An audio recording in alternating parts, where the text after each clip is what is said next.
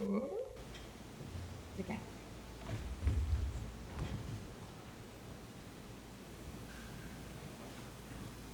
A minha paixão pela Amazônia começou por causa deste bichinho aqui, o boto cor-de-rosa ou boto vermelho. E diz a lenda que os botos seduzem as mulheres, e eu acho que essa lenda tem um pouquinho de verdade também. Eu me mudei em 2009, em abril de 2009, eu me mudei da cidade grande para o coração da Amazônia, bem naquele pontinho branco lá na bifurcação. E essa foi a casa onde eu morei por 9 meses. Era uma casa flutuante, como esse auditório, numa escala menor, lógico. E eu estava vivendo o meu sonho. Essa era a vista que eu tinha do meu quarto. Todas as manhãs eu acordava com essa vista. E o único trânsito que eu pegava era esperar um bando de mergulhões passar na frente do barco. E quando eu estava na Amazônia, eu aprendi a dirigir barco, eu não sabia dirigir carro em São Paulo. Eu aprendi a limpar peixe, eu aprendi a remar, a segurar o remo do jeito certo. Aprendi a dormir na rede sem ficar com dor nas costas. Aprendi a tirar foto. Aprendi a subir na árvore. Então eu estava vivendo o sonho da minha vida, né? Eu estava vivendo tudo o que eu queria. Mas a vida traz dificuldades, né? E foi um dia que eu estava limpando peixe, preparando o almoço, né? Eu estava limpando peixe no deck de fora da minha casa e foi quando um jacaré me atacou.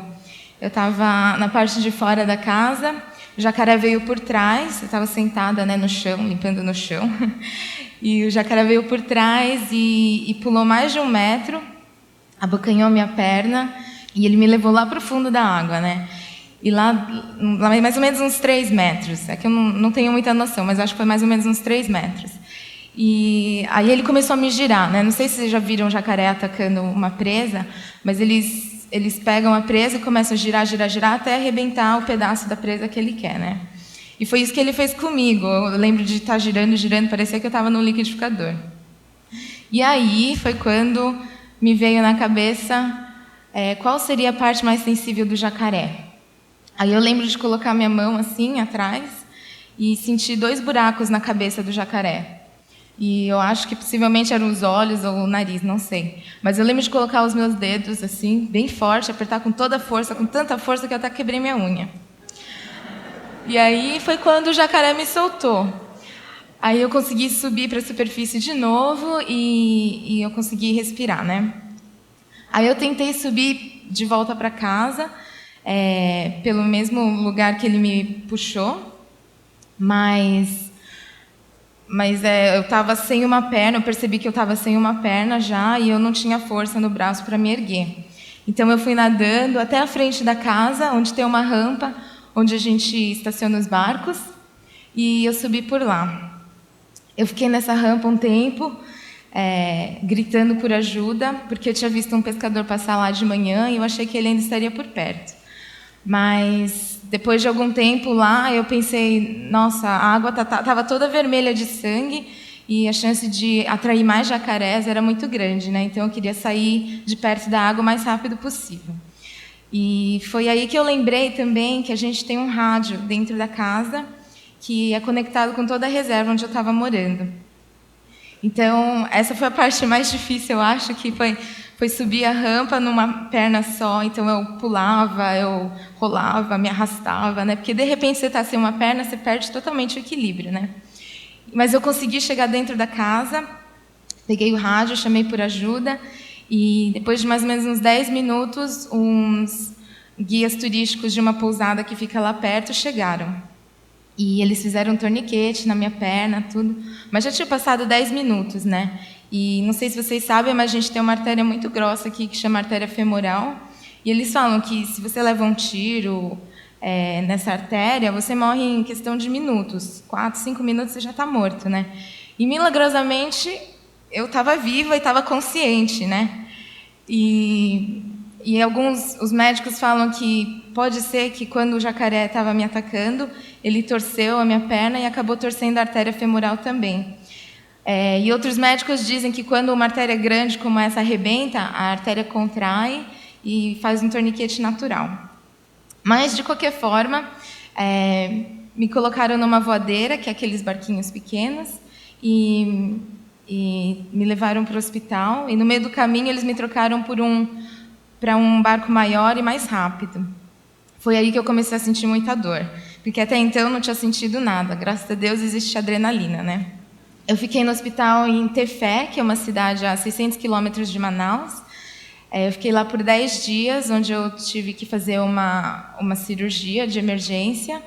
E depois que eu me estabilizei, eu fui transferida para São Paulo de avião e fiquei mais 5 dias no hospital.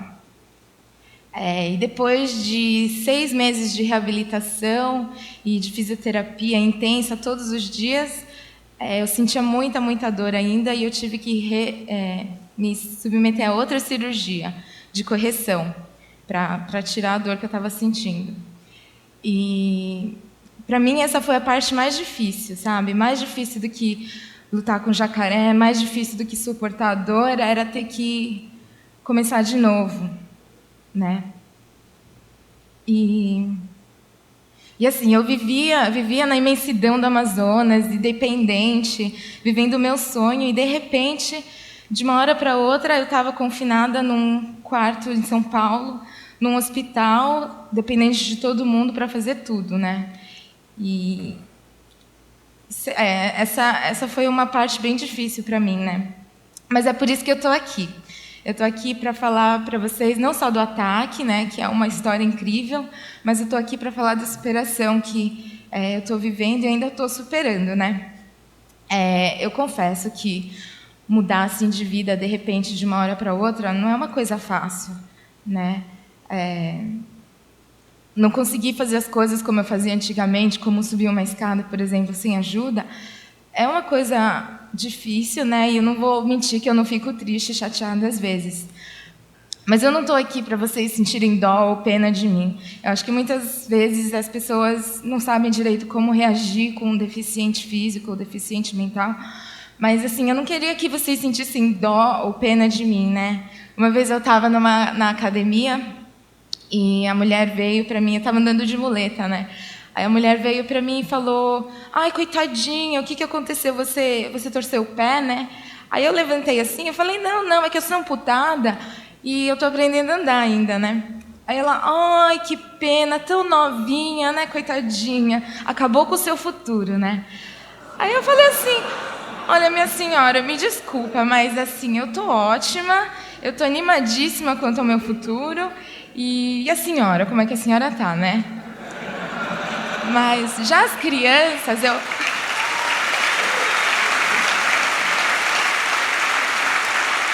Agora eu vou contar outra coisa. Já as crianças, eu adoro crianças, que elas são super espontâneas, né? Eu estava no Rio de Janeiro, estava andando de shorts numa feirinha assim de artesanato. Aí chegou um menininho e falou: "Pô, que maneiro, tu tem perna de robô", e saiu correndo para contar para os amiguinhos deles, para mostrar para eles, né? Então, acho que assim, não é uma perna que define quem você é, não é os problemas que vocês enfrentam hoje que fazem quem vocês são hoje, né? É como vocês lidam com esses problemas. E hoje, literalmente, cada passo para mim é uma conquista, né? E antes levantar da cama para ir no banheiro era um desafio. Depois andar de muletas era outro desafio. Depois andar com a prótese está sendo um desafio para mim. Mas passar por esses obstáculos é o que me motiva a continuar, né? E depois do ataque, eu aprendi a dirigir carro, eu aprendi a nadar com uma perna só. E tem uma coisa muito legal que eu quero mostrar para vocês, é que eu tenho uma mesa portátil onde quer que eu vá.